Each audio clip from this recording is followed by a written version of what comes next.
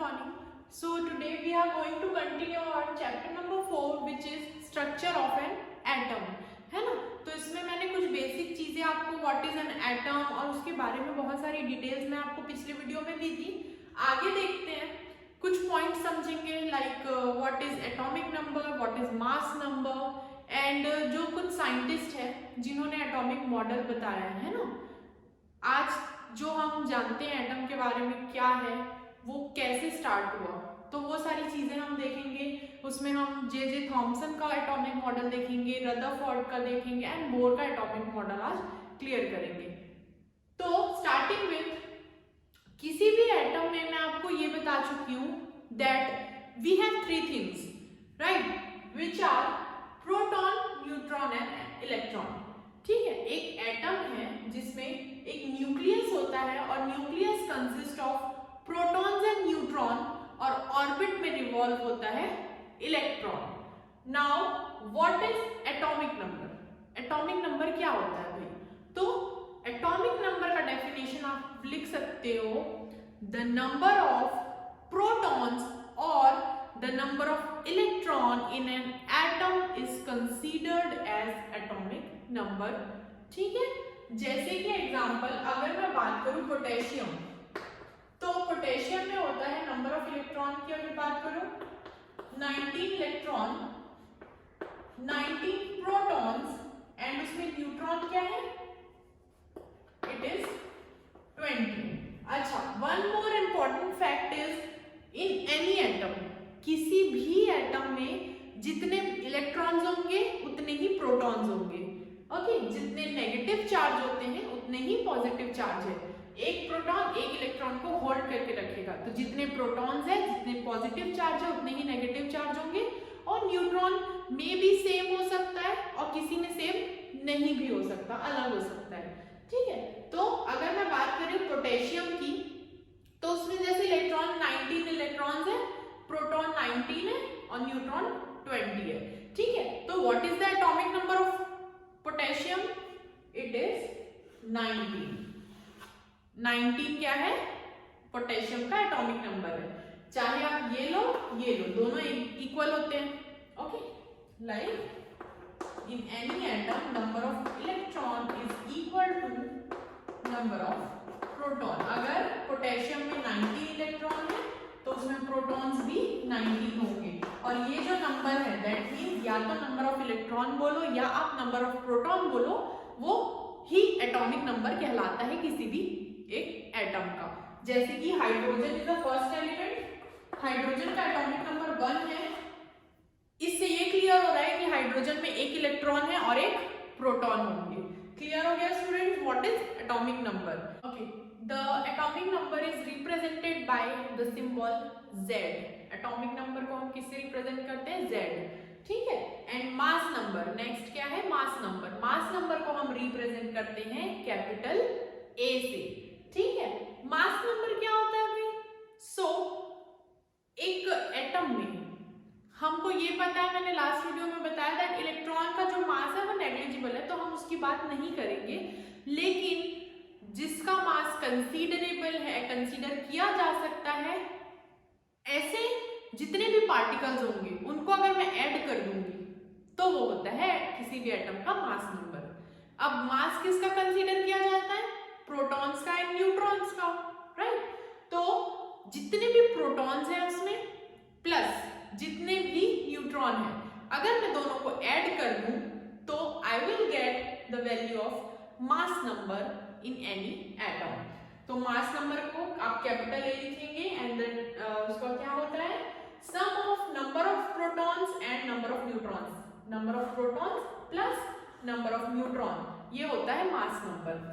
For example मैंने आपको potassium का एटॉमिक नंबर बता दिया था, 19 इलेक्ट्रॉन्स, 19 प्रोटॉन्स एंड 20 न्यूट्रॉन्स होते हैं उसमें, है ना। तो हम अभी मास नंबर में इलेक्ट्रॉन की बात नहीं करेंगे क्योंकि उसका मास नेग्लिजिबल है। हम बात करेंगे प्रोटॉन एंड न्यूट्रॉन की मास की, और ये दोनों का सम जो होगा, प्रोटॉन्स मींस 19 प्लस न्यूट्रॉन 20। अच्छा, इसको यू भी लिखना है ना, ये शो करते हैं। प्लस करेंगे तो कितना आ रहा है 39U। 39U is the mass number for potassium. ऐसे आप किसी भी एलिमेंट का मास नंबर निकाल सकते हो अगर आपको प्रोटॉन और न्यूट्रॉन के नंबर्स कितने कितने हैं वो पता चल जाएंगे। ठीक है, so students we are now going to talk about various atomic models. देखते हैं क्या क्या है। तो starting with Thomson's model of an atom means Thomson atomic model. क्या बताया थॉमसन, सर जे थॉमसन जो थे उन्होंने एटम के बारे में क्या बताया, क्या डिस्कवर किया। ठीक है, so he told that atom is just like a Christmas pudding और एन वाटरमेलन। ठीक है, ये क्या है, suppose this is watermelon and this is an atom. ठीक है, तो उन्होंने बोला जो एटम होता है ना वो बिल्कुल भी किसकी तरह है, जैसे क्रिसमस का केक ले लो या कोई भी नॉर्मल केक ले लो या आप वाटरमेलन की बात करो। कैसे भाई, क्यों कंपैरिजन हुआ इस चीज का, तो उसने जो देखा, जो एक्सपेरिमेंट्स है, जो उनका मॉडल है उसमें ऐसा रिप्रेजेंट किया गया जैसे कि वाटरमेलन में सपोज ये वाटरमेलन है तो अगर इसका बाहर का जो ग्रीन जो लेयर है, छिलका है, वो अगर निकाल दो तो ये जो अंदर का पार्ट है, जो रेड पार्ट है जिसको खाया जा सकता है, रेड एडिबल पार्ट है, उसी तरह ये भी स्फीयर है, ये भी स्फीयर है। ठीक है, तो जैसा कि वाटरमेलन का रेड एडिबल पार्ट होता है, just like that N atom is a positively charge sphere. ठीक है, it is a positively charge sphere. जैसे कि वाटरमेलन के रेड पार्ट में सीड्स एम्बेडेड होते हैं, बीज होते हैं बीच बीच में, वैसे ही जो एक पॉजिटिवली चार्ज स्फीयर है उसके बीच में इलेक्ट्रॉन्स एम्बेडेड हैं, that means negative charge embedded है। ठीक है, बीच बीच में क्या है, जैसे उसमें बीज रहते हैं वैसे ही इसमें इलेक्ट्रॉन है। जैसे केक है तो केक एक पॉजिटिवली चार्ज स्फीयर मान लो और उसमें जो बीच बीच में ड्राई फ्रूट्स है या आप जो भी कुछ डाल रहे हैं वो एक इलेक्ट्रॉन्स मान लो। ठीक है, तो इस टाइप से उन्होंने क्या किया, एक एटम को वाटरमेलन और पुडिंग से क्या किया, कंपेयर किया। ठीक है, याद रहेगा आपको एटम कैसा रहता था, क्या बोला उन्होंने, दैट एटम वाटरमेलन के जैसा है, जैसे कि वाटरमेलन का रेड एडिबल पार्ट है वैसे ही एक एटम क्या है, पॉजिटिवली चार्ज स्फीयर है। जैसे वाटरमेलन में सीड्स एम्बेडेड होते हैं वैसे ही इस पॉजिटिवली चार्ज स्फीयर एटम में नेगेटिव चार्ज क्या है, एम्बेडेड होते हैं, they are known as electron. उन्होंने क्या बताया, जो नेगेटिव चार्ज है एटम में वो इलेक्ट्रॉन्स है। तो क्या पता चल रहा है, इलेक्ट्रॉन के बारे में सबसे पहले बात किया जिन्होंने सबसे पहले इलेक्ट्रॉन का जिक्र किया वो कौन है, he is sir J Thomson. That is why we say that the discoverer of electron, जिन्होंने इलेक्ट्रॉन की डिस्कवरी की है वो कौन है, सर जे थॉमसन है। क्लियर स्टूडेंट्स, ये तो रही एक बात। इसके बाद one more thing and that is the negative and the positive charge are equal in magnitude। इन्होंने क्या बताया कि एक एटम में जो नेगेटिव चार्ज है उसकी वैल्यू पॉजिटिव चार्ज की वैल्यू से इक्वल होगी। एंड वी नो दैट, हमको पता है ना आपको कि अभी के टाइम में क्या है। उन्होंने सिंपली ये बोला कि जितने इलेक्ट्रॉन्स हैं उतने प्रोटॉन्स होंगे। उस टाइम उन्होंने क्या वर्ड यूज किया कि the negative and positive charge दोनों क्या होंगे, मैग्नीट्यूड, दैट मींस वैल्यू में इक्वल होंगे। एग्जांपल, अगर मैं सोडियम एलिमेंट की बात कर रही हूँ, सोडियम एटम की बात कर रही हूँ, तो उसमें -11 होता है, 11 electrons and 11 protons, means negative charge की magnitude value is equal to positive charge की वैल्यू। अब ये दोनों एक दूसरे को कैंसिल आउट करेंगे, नेगेटिव पॉजिटिव दोनों का मैग्नीट्यूड इक्वल है, दोनों एक दूसरे को कैंसिल आउट करेंगे and the charge will be zero. That means उन्होंने ये बताया कि जो एक एटम होता है दैट इज इलेक्ट्रिकली न्यूट्रल। ठीक है, क्योंकि उसमें नेगेटिव पॉजिटिव दोनों इक्वल है, दोनों एक दूसरे को कैंसिल आउट कर देंगे, charge will be zero. That means that atom is an electrically neutral. ये उन्होंने इतना 2 पॉइंट थॉमसन ने अपने मॉडल के थ्रू बताया। बट क्या होता है, इसमें बहुत सारी चीजें सच है, फैक्ट है, बट कुछ चीजें हैं जो गलत है, अभी ऐसा नहीं माना जाता, वो चीज नहीं हो सकती, पॉसिबल नहीं है। तो क्या हुआ भाई, अब इन्होंने मॉडल बना लिया, इसका क्या करेंगे अब? तो इस मॉडल को एक नए एक्सपेरिमेंट के साथ रिप्लेस किया गया, है ना। ये जो ड्रॉबैक्स है, इसमें जो कमियां हैं, उसको पूरा करने के लिए अर्नस्ट रदरफोर्ड ने अपना एक एटॉमिक मॉडल, एक एक्सपेरिमेंट किया। तो इस मॉडल को रिप्लेस किसने किया? अर्नस्ट रदरफोर्ड ने एक एक्सपेरिमेंट किया जो इसकी कमियों को पूरा करता है और थोड़ा एडवांस लेवल में जाता है, थोड़ा और डिटेल है। Okay, now students, the second experiment जो है वो रदरफोर्ड का है। रदरफोर्ड ने क्या एक्सपेरिमेंट किया? तो उन्होंने एक्सपेरिमेंट जो किया उसमें क्या क्या चीजें थी। तो फर्स्ट वन इज, ये जो आपको दिख रहा है, this is zinc sulphide screen. ये एक स्क्रीन है, जो किसका स्क्रीन है? जिंक सल्फाइड का एक स्क्रीन यूज किया उन्होंने, और यहाँ पर उन्होंने यूज किया गोल्ड फॉइल, बहुत पतला सा गोल्ड का एक फॉइल यूज किया, और एक मशीन है यहाँ पर जिसके थ्रू, इस मशीन के थ्रू इस गोल्ड फॉइल में बहुत सारे अल्फा पार्टिकल्स का क्या किया? बम्बार्ड किया, हिट करवाया गया इन गोल्ड फॉइल। क्यों? ताकि इस गोल्ड के एलिमेंट में जितने एटम्स है, उन तो किसी एक मतलब एटम को कंसीडर किया, तो इसलिए किया गया कि एक एटम का बिहेवियर कैसा होता है, हिट करने के बाद उसका जो बिहेवियर है वो क्या होगा, एक एटम कैसा रिएक्ट करता है, उस सारी चीजों को ऑब्जर्व करने के लिए इन्होंने क्या किया? ये चीज की, ठीक है। तो ये मशीन है जिसके थ्रू काफी सारे अल्फा पार्टिकल्स को क्या किया जा रहा है? बम्बार्ड किया जा रहा है इन अ थिन गोल्ड फॉइल, और ये है जिंक सल्फाइड का स्क्रीन। तो ये बेसिकली उनका अरेंजमेंट ऑफ द एक्सपेरिमेंट है।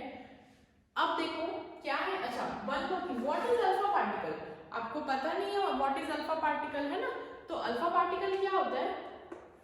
ये एक पॉजिटिव पार्टिकल है, पॉजिटिव चार्ज पार्टिकल, ठीक है।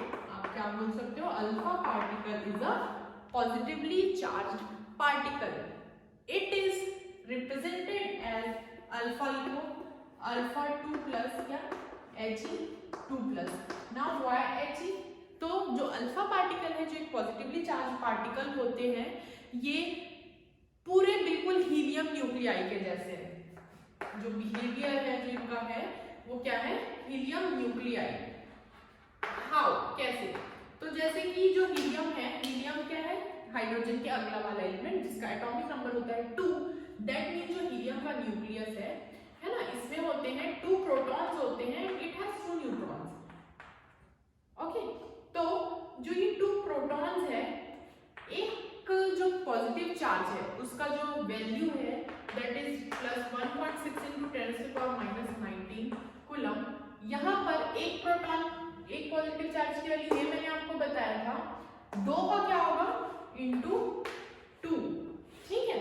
तो अगर हम अल्फा पार्टिकल, तो पॉजिटिव चार्ज पार्टिकल है, क्लियर हो गया।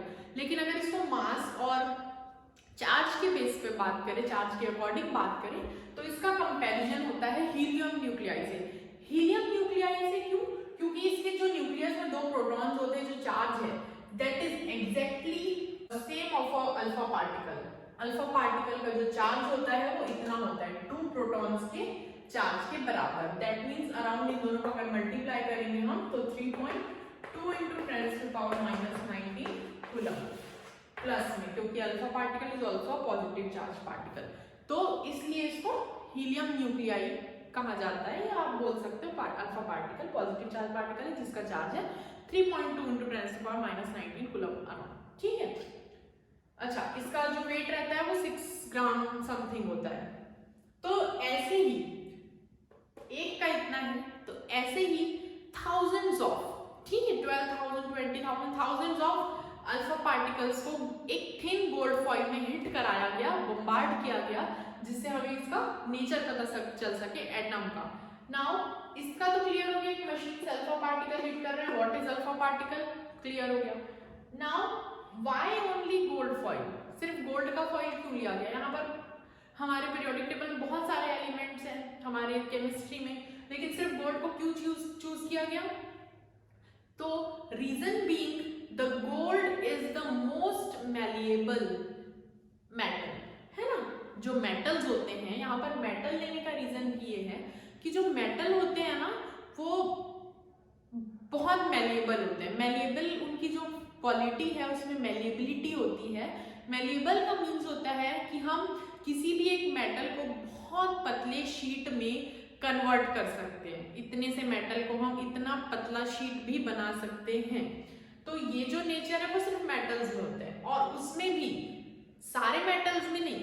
जो गोल्ड है, मतलब कुछ मेटल्स है जो बहुत ज्यादा मैलिएबल होते हैं, है ना। तो उसमें से होता है gold. Gold is the most malleable metal, सबसे ज्यादा इसकी क्वालिटी है gold, that is why gold यहाँ पर यूज किया गया। अच्छा, अब अगर यहाँ पर थिक यूज किया रहते तो क्या होता? थिक करते तो बहुत सारे एटम्स होते उसमें, और बहुत सारे एटम होने के कारण किसी एक इंडिविजुअल एटम के बारे में हम स्टडी नहीं कर पाते, उनका बिहेवियर उतने अच्छे से हमें नहीं शो होता। इसीलिए हमने थिन गोल्ड फॉइल लिया। कम एटम है, एक एटम का बहुत अच्छे से बिहेवियर पता चल सकता है। Next thing is zinc sulphide screen. तो ये जो स्क्रीन है वो इसलिए यूज किया गया है यहाँ पर ताकि जब अल्फा पार्टिकल आएंगे और गोल्ड फॉइल को हिट करेंगे, पास करेंगे, उसके आर पार जाएंगे, तो हमें पता चलेगा जहां पर भी वो टकराएगा वहां स्पॉट बनेगा। ठीक है, जैसे यहाँ पर आके टकरा रहा है तो यहाँ एक स्पॉट बनेगा।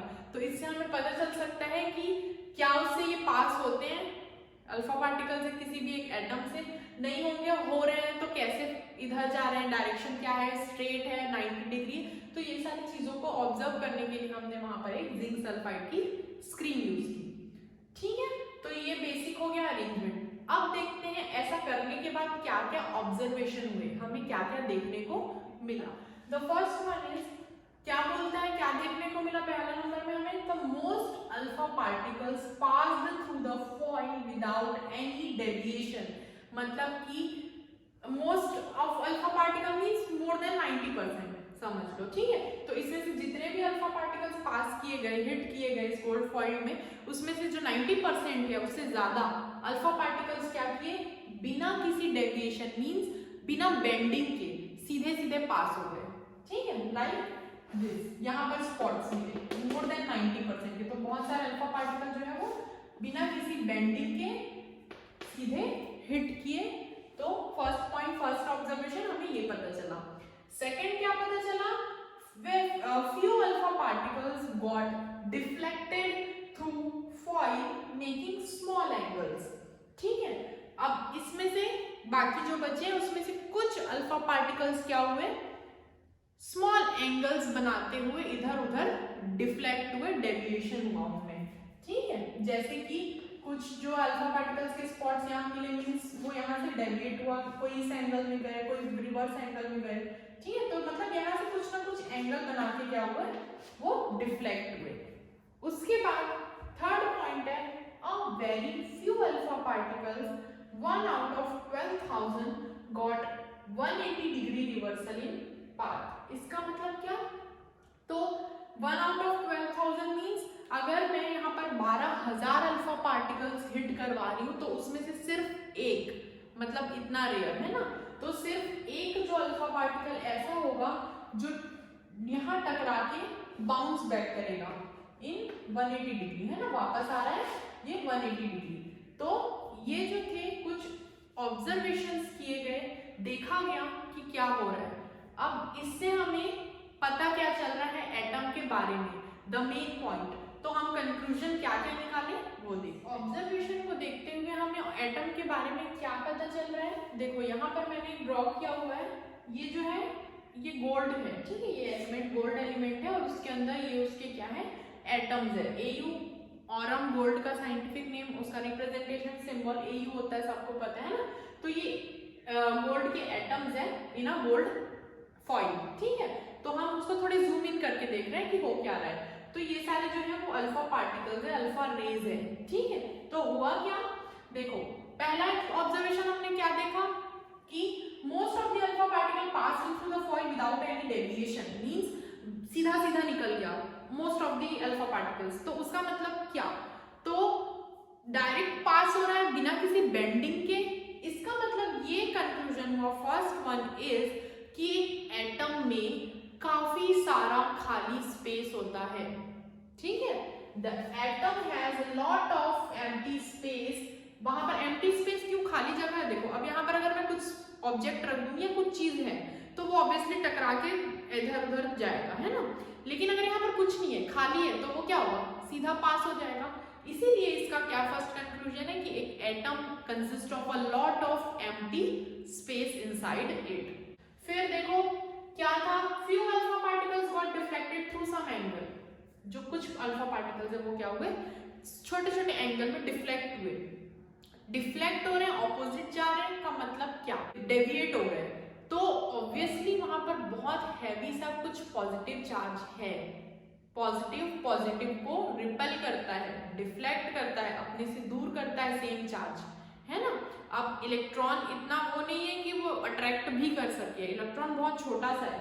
लेकिन अल्फा पार्टिकल मींस बहुत हैवी चार्ज है, हैवी चार्ज पार्टिकल है। आपने देखा यहाँ पर, है ना, चार्ज मैंने कैलकुलेट किया तो जो अल्फा पार्टिकल है वो बहुत हैवी पार्टिकल है, जिसको रिपेल करने के लिए, जिसको अपोज करने के लिए बहुत हैवी सा मास या हैवी चार्ज चाहिए, तो वो एटम के अंदर प्रेजेंट होता है, ठीक है।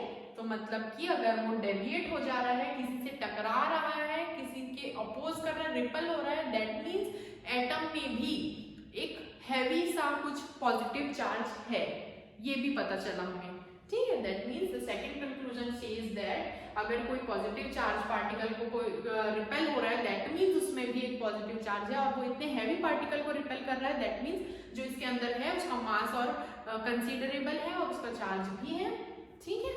तो हमें ये कंक्लूजन दो पता चल गए। फिर यहाँ पर एक और बात है कि कुछ जो अल्फा पार्टिकल्स है वो एकदम ऑपोजिट में निकल रहे है ना, टकराए और उसी रास्ते से आ गए। तो देखो बहुत बड़ा कुछ चीज नहीं है इसके अंदर, ये पता चला कि एक छोटा सा वॉल्यूम जो पॉजिटिव चार्ज है ना वो है, तो पता चला। लेकिन ये भी पता चला उसके बारे में कि जो छोटा पॉजिटिव चार्ज है एटम के अंदर वो एक स्मॉल वॉल्यूम ऑक्यूपाई करता है, एक छोटा सा स्पेस। अब इतना बड़ा एटम है तो उसमें न्यूक्लियस छोटा सा रहता है, तो हमें पता चला कि पॉजिटिव चार्ज जो है वो बहुत छोटा सा स्पेस ऑक्यूपाई करता है, जिससे क्या हुआ, ये यहाँ पर टकराया और वहीं से रिटर्न हो गया, ठीक है। तो न्यूक्लियस से ऑब्वियसली किससे टकराया, न्यूक्लियस से ही टकराएगा, क्योंकि न्यूक्लियस में ही पॉजिटिव चार्ज प्रेजेंट होता है। तो हमें ये पता चला कि पॉजिटिव चार्ज है तो, लेकिन साथ में ये भी पता चल गया अब कि उस पॉजिटिव चार्ज जो है वो एक जगह पर कॉन्सेंट्रेटेड है। और अगर मैं बात करूं किसी स्फीयर की, तो ऑब्वियसली उसका जो मास और जो चार्ज रहता है वो सेंटर पे ही कॉन्सेंट्रेटेड होता है ना, उसका पूरा मास सेंटर पे होता है। तो हमको ये इससे पता चला थर्ड कंक्लूजन कि एटम में सेंटर में पॉजिटिव चार्ज कंसिस्ट होता है, ठीक है। तो क्या क्या कंक्लूजन निकला भाई रदरफोर्ड के मॉडल से हमें? फर्स्ट वन ये पता चल गया कि एटम है उसमें बहुत सारे खाली स्पेस होते हैं।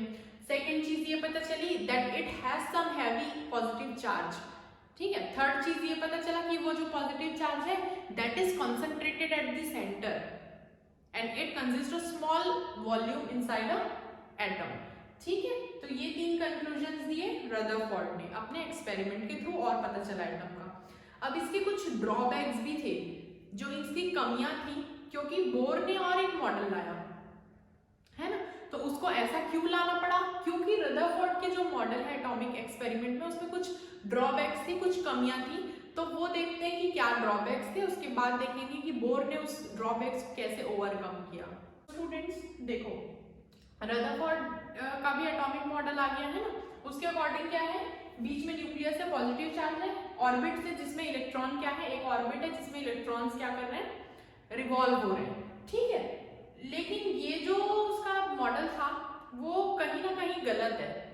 कैसे गलत है? तो एक साइंटिस्ट है मैक्स प्लैंक, तो मैक्स प्लैंक जो है उनके अकॉर्डिंग उनका जो स्टेटमेंट है वो ये कहता है कि कोई भी चार्ज पार्टिकल चाहे पॉजिटिव या नेगेटिव, कोई भी अगर चार्ज पार्टिकल है और वो एक्सेलरेशन में है, एक्सेलरेटेड है मींस मूविंग कंडीशन में है ना, तो वो एनर्जी लूज करता है।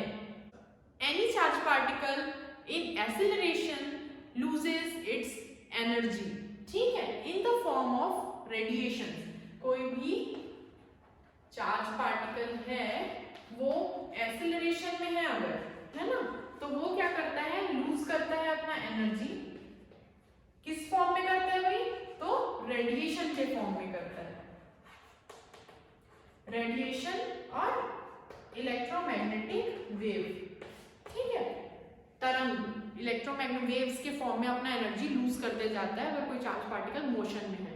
ठीक है, ये तो इसके बाद हो गई, मैक्स प्लैंक ने ये कहा। ठीक है, अब देखो अगर हम बात करें इसमें रदरफोर्ड के मॉडल में, तो इसमें क्या हो रहा है, जो इलेक्ट्रॉन है वो रिवॉल्व कर रहा है। ठीक है, अब रिवॉल्व कर रहा है तो ऑब्वियसली उसका कोई वेलोसिटी होगा, है ना, क्या होगा, वेलोसिटी होगा। अच्छा, वेलोसिटी को कांस्टेंट रखेंगे तो एक्सेलरेशन की बात नहीं आएगी, लेकिन देखो यहाँ पर वेलोसिटी क्या होता है, एक वेक्टर क्वांटिटी है। ठीक है, अब वेक्टर क्वांटिटी होती है तो उसका कोई डायरेक्शन भी होगा और मैग्नीट्यूड भी होगा। और अगर मुझे वेलोसिटी को कांस्टेंट करना है तो सबसे पहली बात आती है उसका डायरेक्शन और मैग्नीट्यूड को भी कांस्टेंट होना चाहिए। लेकिन यहाँ पर अगर उसकी वैल्यू सेम है, मैग्नीट्यूड तो कांस्टेंट है लेकिन क्या डायरेक्शन सेम है, इलेक्ट्रॉन का जो डायरेक्शन है मूव कर रहा है वो सेम है, नो। कोई भी एलिमेंट सर्कुलर पाथ में अगर ट्रेवल करेगी तो उसका डायरेक्शन कभी सेम नहीं हो सकता, है ना।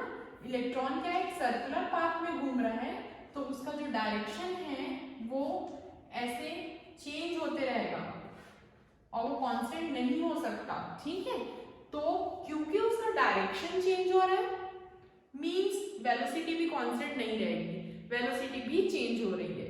ठीक है, क्या हो रहा है, velocity is changing and we all know that the rate of change of velocity is called acceleration। अगर velocity में change आ रहा है तो वो acceleration कहलाएगा, है ना। अब यहाँ पर क्या बात आ गई, acceleration की, वो भी एक चार्ज पार्टिकल की acceleration की। ओके, तो मैक्स प्लैंक के भाई क्या बताया उन्होंने, कोई भी चार्ज पार्टिकल, है ना, अगर एक्सेलरेशन में रहेगा तो वो एनर्जी लूज करेगा। तो वही चीज हो रही है यहाँ पर, अगर ये चार्ज पार्टिकल है और ये एक्सेलरेशन में है तो ये रेडिएशन के फॉर्म में एनर्जी, इलेक्ट्रोमैग्नेटिक वेव के फॉर्म में एनर्जी लूज करते जाएगी।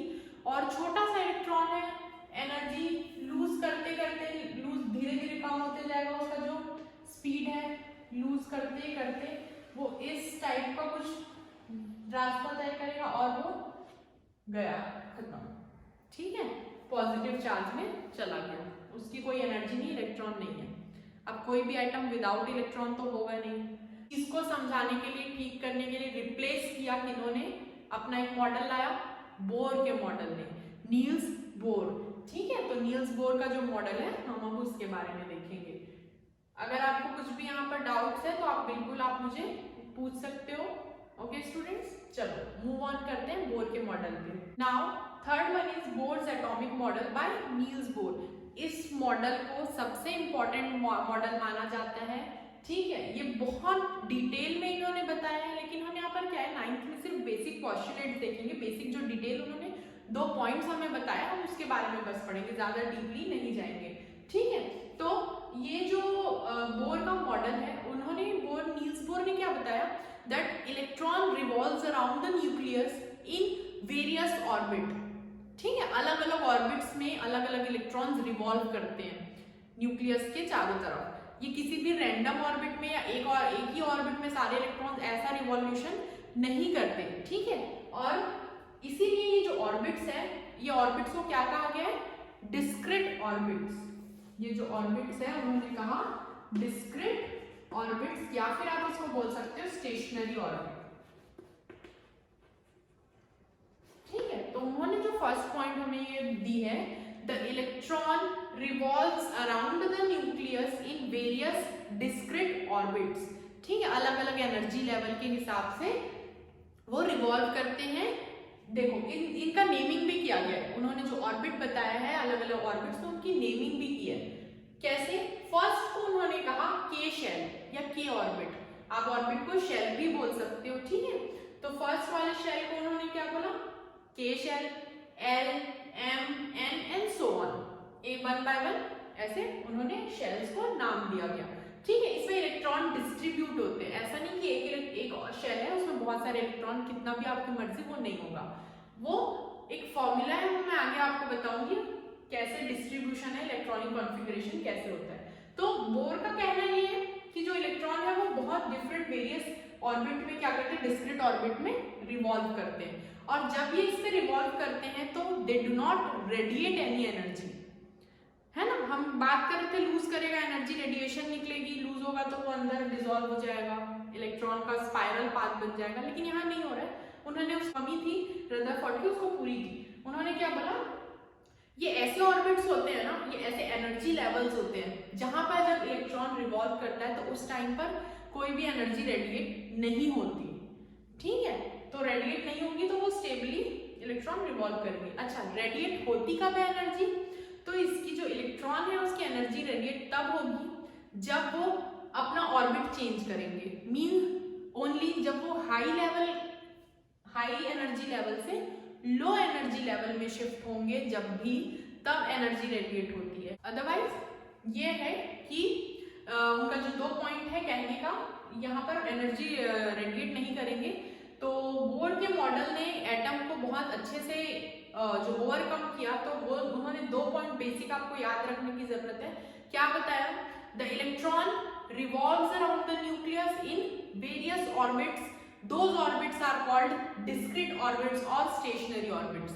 Second point ये किया, while revolving on those discrete orbits, electron do not radiate any energy, कोई radiation उसमें नहीं होता। तो ये क्या हो गया, बोर का एक एटॉमिक मॉडल है।